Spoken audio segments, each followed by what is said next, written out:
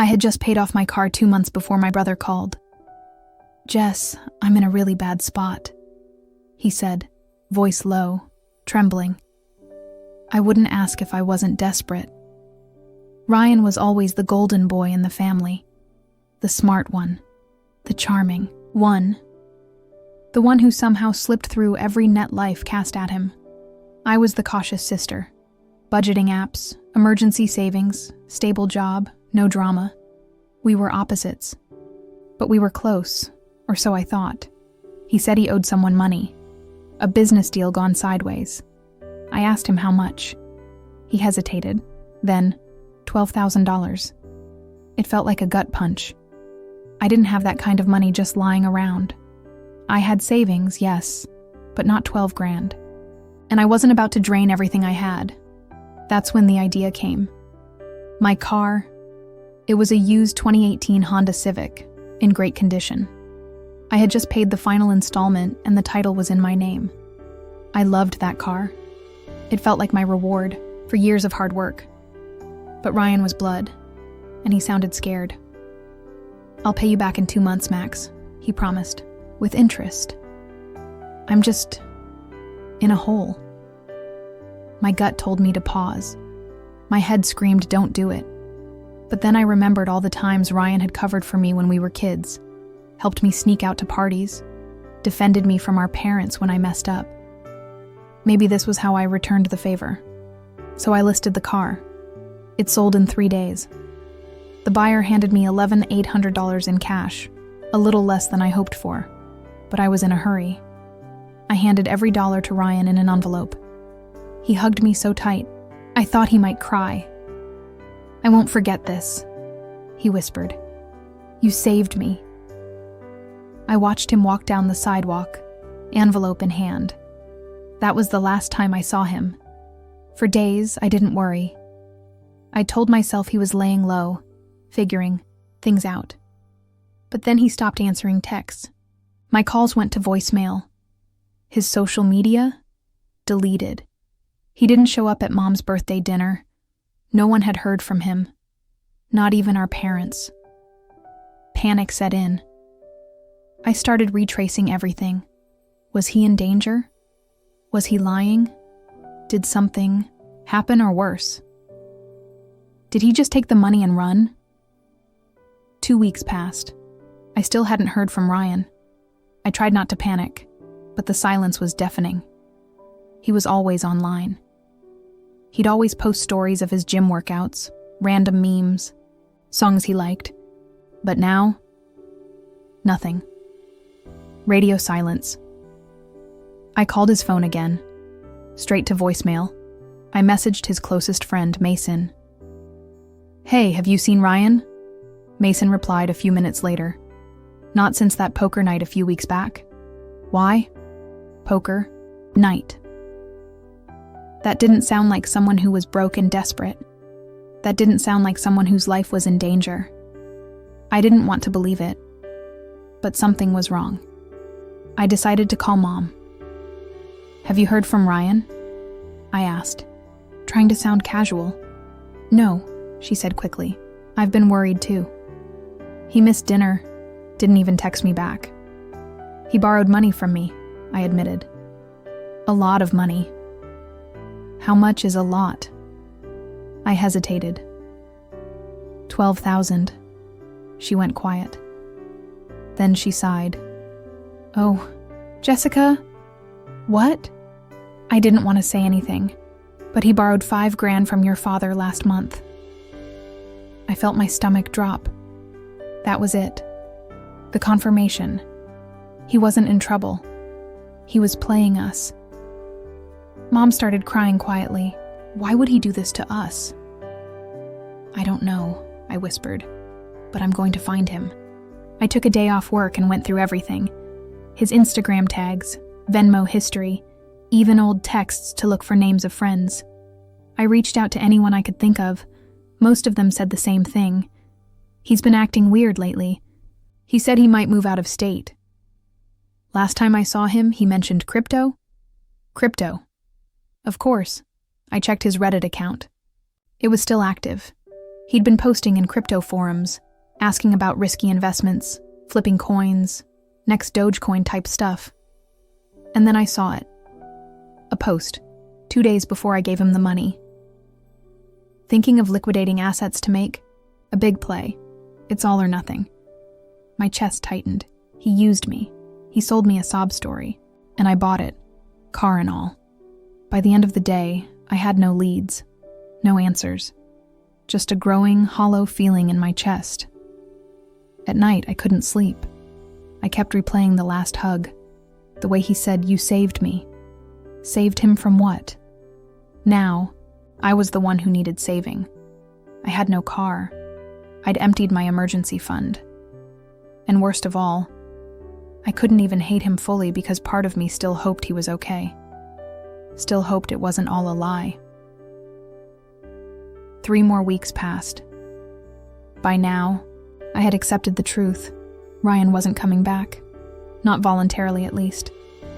But even if I was emotionally ready to let go, my bank account wasn't. I was late on my rent. I was borrowing rides from friends. And every time I looked at my now empty driveway, I felt sick. I needed closure, answers, something. Then, one morning, out of nowhere, I got a notification. Ryan.Lev posted a story. My thumb trembled as I tapped the screen. There he was, on a balcony, shirtless, a drink in his hand. The caption, "Living free, no regrets."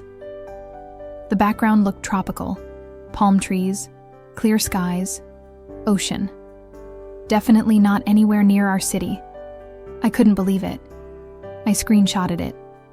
My fingers shook with fury, no apology, no explanation, just a smile and a drink. I messaged him. Me. "Are you serious, Ryan? After everything?" No reply. 2 hours later, I tried calling. Straight to voicemail. I was done playing nice. I posted on my own story. Not to be petty, but to wake him up. Imagine selling your car for family, only to be ghosted. You think you know someone. A few mutuals responded with DMs like, "Wait, is that about Ryan?" I didn't answer. I didn't need to. Let the silence speak. The next day, I got a text from an unknown number. It was him. "Ryan, delete that. Please. Don't make this worse." Me. "Worse? You left me with nothing, Ryan. You lied." Ryan. "I didn't lie. I needed a way out. You wouldn't understand." Me. "Then help me understand." There was a long pause. Then Ryan. I couldn't breathe anymore. The bills, the pressure. I didn't want to live that life. I saw a way to escape and I took it. I was going to pay you back once I made it. Me. "You disappeared for a month, Ryan, because I knew if I stayed I'd ruin everything." Me. "You already did." I didn't hear from him for days after that. But I did get a surprise in the mail. A handwritten note. "Jess, I know you don't believe me, and maybe I don't deserve that you ever will. But I meant it when I said I'd pay you back. I don't have it all yet, but here's a start." Ryan inside the envelope, $1,000 in cash, no return address. It wasn't everything. It wasn't even close. But it was something. Still, no apology, no call, just money. And that told me everything I needed to know. The envelope sat on my kitchen counter for days. $1,000 in crisp bills. No explanation beyond that short note. No, "I'm sorry." No acknowledgement of how deeply he'd hurt me. Not just financially, but emotionally. It wasn't the money that broke me. It was the betrayal. The silence. I kept checking his social media, not because I wanted to, but because I couldn't help it. Like watching a car crash in slow motion. He was still posting. Beaches, clubs, new people. A new girl appeared in his stories. She looked happy, carefree, He looked free too. But freedom, I've learned, doesn't come from running away. It comes from facing what you've done and who you've hurt. Weeks passed. I used the $1,000 to help with rent. But I didn't touch the note. It stayed in a drawer. Not because it meant anything, but because I needed to remember what trust had cost me. My friends kept asking if I'd ever speak to him again. I didn't know how to answer. Then, out of the blue, I got a call. Blocked number, I answered, expecting silence. It was Ryan. He sounded different. Tired. Sober. Jess, I'm back. Can we meet? My stomach sank. Part of me wanted to hang up. But another part of me, the part that still remembered the kid who used to walk me to school and share his Halloween candy, said yes. We met at a park. No words at first. Just silence. Then he spoke. I thought if I left everything behind, I could start over. I thought I was doing the brave thing. But it turns out, I was just scared. I hurt you. I know that now. I didn't respond right away. Finally, I said, "You didn't just hurt me. You destroyed the one thing we had left. Trust." He nodded. "No excuses this time. I'll earn it back, if you let me." I looked him in the eye. "I don't need you to earn anything back. I just need to let go." He looked surprised. "So this is goodbye?" "It's closure," I said. "Not revenge, not reconciliation, just peace." He looked down, then nodded. We parted without hugging, without promises. I walked away feeling lighter.